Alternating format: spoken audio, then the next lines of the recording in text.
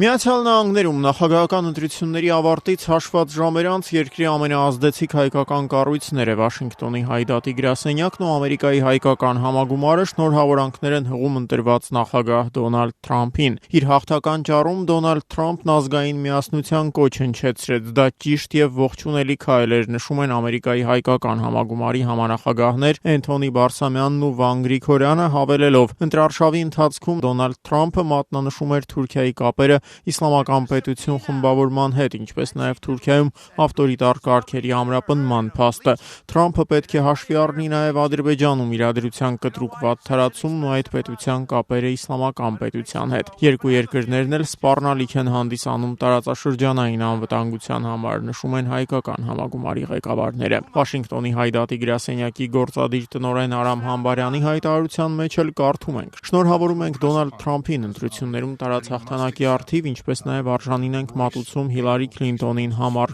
արշավի անցկացման համար։ Մեր երախտագիտությունն ենք հայտնում նաև ամերիկահայ ընտրողներին, որոնք մասնակցության ռեկորդային ցուցանիշ ապահովեցին, աջակցելով դաշնային, նահանգային եւ տեղական մակարդակներում առաջադրված այն թեկնածուներին, որոնք հետամուտ են լինում մեր համայնքի համար առանձնահատուկ նշանակություն ունեցող խնդիրների լուծմանը, հայտարարում է Համբարյանը։ Միացյալ Նահանգներում գործող երկու հայկական կառույցներն էլ պնդում են, որ երեքշաբթի օրը նախագահական ընտրությունների քվեարկությանը զուգահեռ անցկացված Սենատի եւ ներկայացուցիչների տան ընտրություններում հաղթել է հայ համայնքի աջակցությունը վայելող թեկնածուների ճնշող մեծամասնությունը։ Վաշինգտոնի հայդատի գրասենյակն օրինակ պնդում է, որ նորընտիր ներկայացուցիչների տանն ընդգրկված են լինելու հայկական կազմակերպությունների աջակցությունը ստացած 122 թեկնածուներից 117-ը, Սենատում 11-ից 7-ը։ Հպարտությամբ նշում ենք, որ ներկայացուցիչների տան նորընտիր կազմում հայկական ծագում ունեցող երկու օրենսդիր է աշխատելու Կալիֆոռնիայից ընտրված կոնգրեսականներ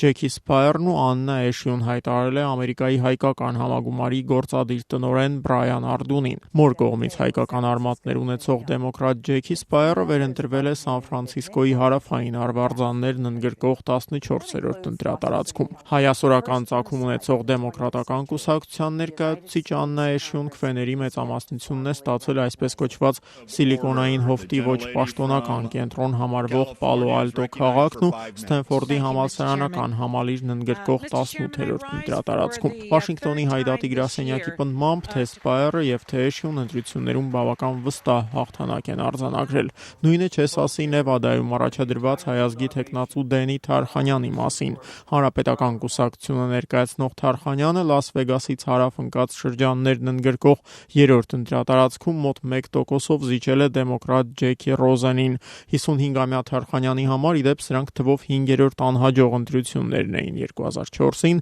Թարխանյանը պարտվել էր Նևադայի Սենատի, իսկ 2006-ին Նևադայի պետքարտուղարի ընտրություններում։ 2010-ին արդեն Թարխանյանը անհաջող մասնակցություն ունեցավ Միացյալ Նահանգների Սենատի, իսկ 2012-ին ներկայացուցիչների տան ընտրություններում։ Վերջում հավելեմ, որ ներկայացուցիչների պալատի նորընտիր կազմում ընդգրկված են լինելու նաև հայկական խնդիրներին քաջածանոթ եւ ամերիկահայ կառույցների հետ սերտորեն համագործակցող այնպիսի կոնգրեսականներ, ինչպիսիք են Կալիֆոռնիան ներկայացնող Ադամ Շիֆը եւ Էդ Ռոյսը, Նյու Ջերսիից ընտրված Ֆրենկ Փալոնը։